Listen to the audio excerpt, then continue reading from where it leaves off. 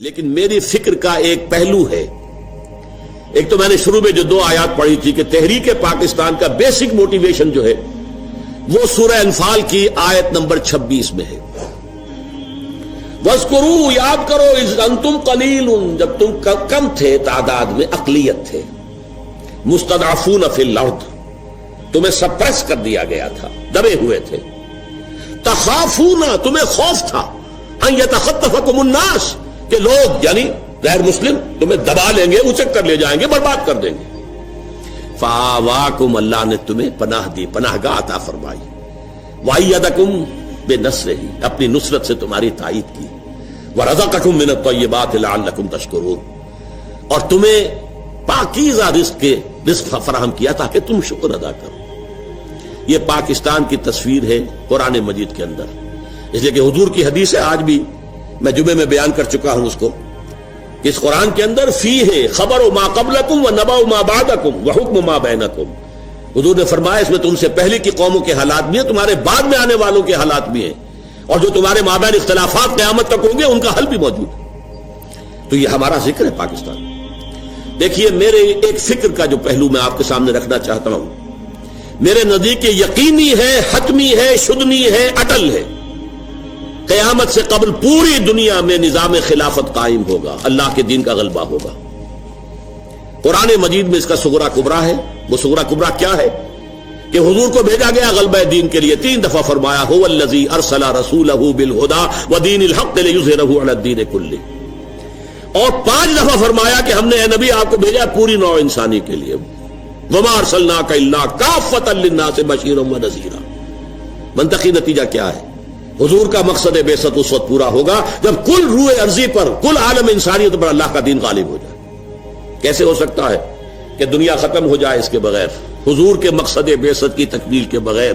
جو اقبال نے کہا تھا کہ وقت فرصت ہے، کہاں، کام ابھی باقی ہے، نور توحید کا اتمام ابھی باقی ہے. اگرچہ ساتھ ہی خبر دی تھی یہ جہاں معمور ہوگا نغمہ توحید سے. اب آئیے دوسری بات، جیسے وہ پہلے شروع ہوا تھا تو ایک ملک سے شروع ہوا اور پھر پھیل گیا دائیں بائیں. عرب میں حضور کے دستے مبارک سے اسلام کا غلبہ ہوا، اور پھر 3 فوجیں نکلی، ایک مشرق کی طرف، ایک مغرب کی طرف، ایک شمال کی طرف. عراق سے ہوتے ہوئے ایران، اور ایران سے اور آسان کی طرف، ادھر یہ کہ شام سے ہو کر اور مصر کی طرف، اور یہ کہ آگے اٹلانٹک، ادھر یہ کوہ قاف تک. اسی طرح اب بھی کسی ایک علاقے سے ہوگا. وہ علاقہ میرے نزدیک پرائمریلی پاکستان ہے اور سیکنڈریلی افغانستان ہے. یہ اللہ نے ہمیں موقع دیا ہے. میرے نزدیک اس کے ایک تو احادیث کے اندر اشارے، 2 حدیثیں 3 حدیثیں دی گئی ہیں اس کے اندر، کتابچے کے اندر. لیکن میں جو گنوانا چاہتا ہوں کہ اللہ کی مشیت کا مظہر کیا ہے. ختم نبوت کے بعد سب سے بڑا جو دینی منصب ہے وہ ہے مجددین. 1000 برس تک مجددین امت عالم عرب میں آئے. 11ویں صدی سے شروع ہو گئے ہندوستان کے اندر. مجدد الفسانی، شاہ ولی اللہ دہلوی، سید احمد بریلوی، شیخ الہند مولانا محمود حسن، اور پھر عظیم ترین شخصیت علامہ اقبال جیسا مفکر، مولانا مودودی جیسا مصنف، مولانا الیاس جیسا مبلغ. پوری دنیا میں ان کی پیرل شخصیتیں کوئی ہے ہی نہیں. پھر تحریک خلافت پوری دنیا میں کہیں بھی نہیں سوائے پاکستان کے، سوائے ہندوستان کے. پھر یہ کولونیل رول سے آزادی سوائے یہاں کے کہ اسلام کا نعرہ لگا، کہیں بھی نہیں. کہیں وہ نسلی میلین نیشنلزم کی بنیاد کے اوپر سارا کچھ جو ہوا ہے، یہ انڈونیشیا وغیرہ میں، ملیشیا میں ملے نیشنلزم، اور عرب نیشنلزم کی بنیاد پر ہوا عالم عرب میں. اسلام کا نعرہ صرف یہاں لگا. پھر معجزہ ہے پاکستان. میری کتاب میں نے ثابت کیا معجزہ ہے، کسی اصول سے ثابت نہیں ہوتا کہ پاکستان بننے والا تھا. یہ تو بالکل اللہ تعالیٰ کی سنت ہے. عسیٰ ربکم ان یہلک عدوکم ویستخلفکم فی الارض فینظر کیف تعملون.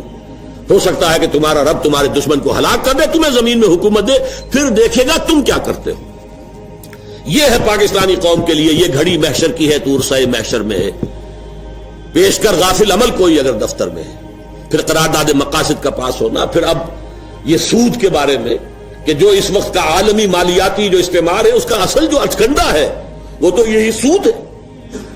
اقبال کہتے ہیں ای بنوک، ای فکر چالاک یہود. یہ بینکنگ کا پورا نظام جو ہے یہودیوں کے چالاک ذہن کی پیداوار ہے.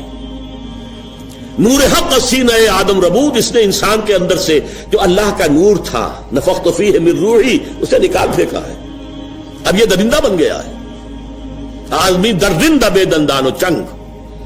نور حق سینہ آدم ربود، تا تہو بالا نہ گرددی نظام، دانش و تہذیب و دین سودائے خام۔ جب تک یہ بینکنگ کا نظام جو ہے تہو بالا نہیں ہوتا، ختم نہیں ہوتا، اس وقت تک نہ دانش کا کوئی امکان ہے، نہ دین کا، نہ تہذیب کا۔ اور وہی بات علامہ قائد اعظم نے کہی، اسٹیٹ بینک آف پاکستان کا افتتاح کرتے ہوئے کہی کہ یہ نظام نہیں، ہمیں اپنا نظام بنانا ہوگا۔ تو بہرحال ان حوالوں سے اللہ تعالیٰ نے بہت سے شواہد جمع کر دیے ہیں کہ یہاں سے احیاء ہوگا۔ بدقسمتی سے ہم اپنا سبق بھول گئے، منزل سے بھٹک گئے، ہماری دینی قیادت نے بہت بڑی غلطی کی، ہمالیہ ایسی غلطی کی، پاور پالیٹکس میں اپنی صلاحیتوں کو، قوتوں کو ضائع کر دیا۔ ہو سکتا ہے بھولا ہوا سبق یاد آ جائے، توقع ہے اللہ سے